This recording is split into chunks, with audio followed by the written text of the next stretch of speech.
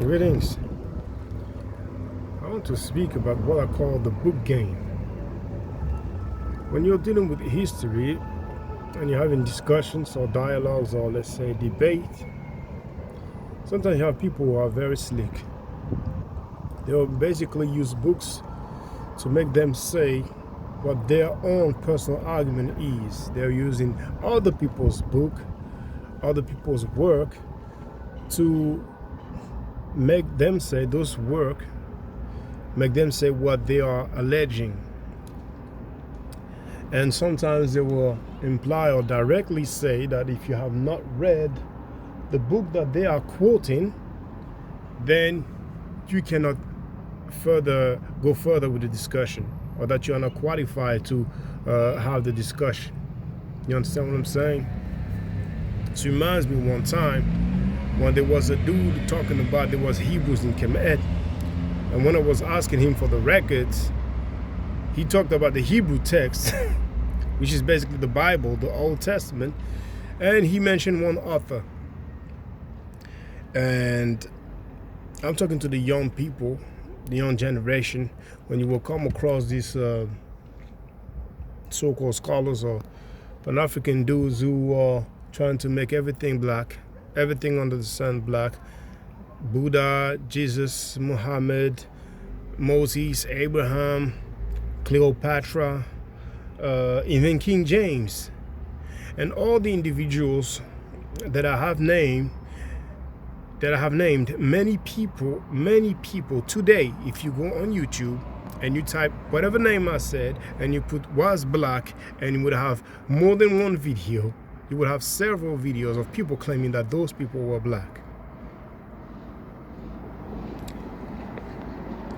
So in their acrobatic linguistic endeavor, or their historical fallacies endeavor, if they cannot play the age game, they are older than you, they are in their 50s and 60s and 70s, so they know better than you, or games such as some people like to play. In America, people don't play that game too much because of the history, but in France, you have many people who were born in Africa or who have lived a certain part of the life in Africa, and then they move to Europe, and then they would like to talk about, well, you know, I know how it goes on, you don't know how it goes on in Africa, because, you know. And it's funny to me because the current economical and historical and social situation in Africa now is way much different than what it was thousands of years ago. But it's just an argument for them to try to say that they are right and they know better than you.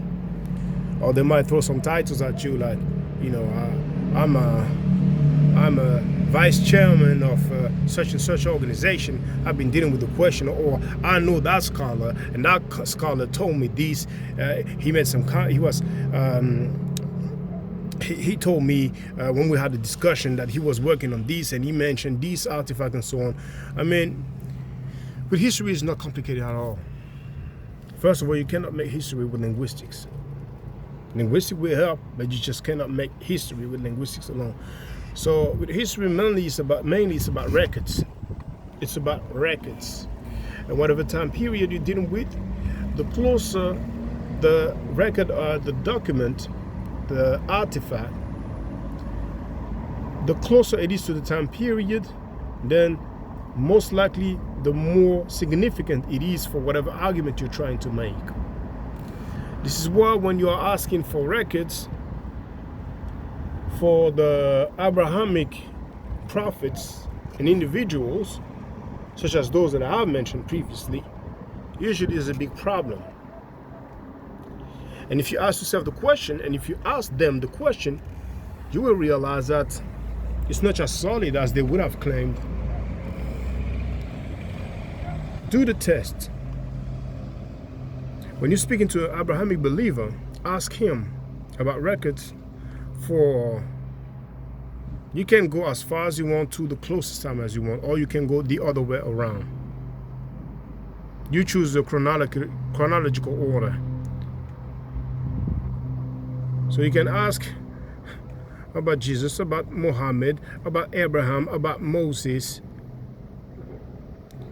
and ask for the records during their lifetime, first of all. And then if they have the integrity to tell you that they don't know about any records during their lifetime, then ask them how much later is it after they have passed away, according to their literature, to their records, or to their beliefs. I heard one dude, I'm gonna say the name. I heard Wesley Muhammad. He was saying that what he's teaching is correct because it was taught by God. Now, you know, for those who didn't know, that they believe that God came in the person of Master Fard Muhammad. And I say Master Fard Muhammad because that's how they call him, a human being. So the logic is very clear as far as he's concerned. What we're teaching, what we are believing is correct because it was taught to us by God. This is not the scientific approach. Not at all. Not at all. Same when the same individuals, the same PhD says that his purpose is the academic vindication of the teachings of Elijah Muhammad. So basically, you're starting with a belief, and you're going to try to use any argument whatsoever, whether it is historical or linguistic, to validate some teachings that you believe in. This is not a scientific approach. Because if it is, then we will hear more about 1919, when it was supposed to be the end, or the 16 language spoken, or speaking the languages of the bird or the birds, and Pharaoh saying Allahu Akbar. Pharaoh saying Allahu Akbar. There was no such thing as Arabic at the time of Pharaoh. But there's so many other things I could say, but this is just for the young generation. Do the test. Ask them for records. That's one of the reasons they have so much envy or jealousy or hate towards ancient Egypt, because records is definitely what is lacking in terms of the Kemetic history. Not long ago, some of you might have noticed that they found a tomb well painted, the colors well preserved, and I think it's from the 5th dynasty. But let's say that is old, like 2000 BC. So that's 4,000 years old. They just found it. I think you've heard about the system that I think they were using some kind of scanning method to try to see what's underneath the ground, and they noticed that there are so many temples and maybe even pyramids. Maybe not necessarily huge pyramids, but some kind of structures. If you have not seen it, just go and do a search on a search engine, and you will see. But when it comes to the things that we know, the records in the museums around the world, with ancient Egypt, we're just not lacking anything. So when you have a literature tells you that there's so many people who walked between the sea and the army of Pharaoh died, there's no record of that. But during this time period, we have records of Pharaoh and his family doing his thing, doing their thing, living it up. Such and such person died. That celebration happened on that day. The priest is called such and such. The son of the king, the daughter of the king, they are called such and such. You would think they would have wrote, well, dang, today Pharaoh's army died in the water. Don't you think so? It is problematic. When beliefs comes in the way of science, and I'm talking about history, it is problematic. You don't have to follow people. You don't have to follow people. You don't have to follow their belief. I wouldn't even go as far as say that you don't have to respect their belief, but that would be a whole other debate altogether.